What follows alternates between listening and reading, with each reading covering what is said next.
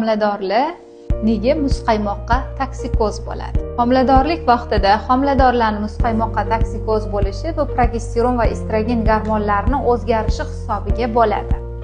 Ya'ni noodatiy ta'mlarni sezish boshlanadi. Tanada moddalar almashinuvi kuchayadi. Natijada tanada issiqlik miqdori oshadi.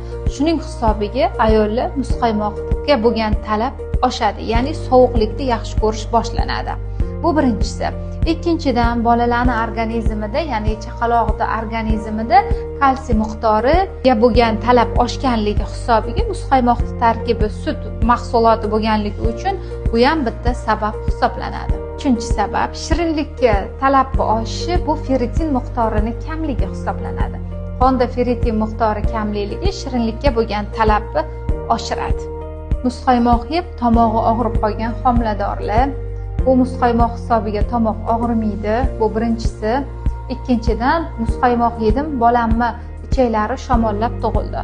Bu bo'lmagan gap. Muzqaymoq hisobiga sizni bolangizni ichaklari shamollamaydi. Chunki og'iz bo'shlig'idan to oshqozonga tushguncha muzqaymoq issiqqina bo'lib qoladi.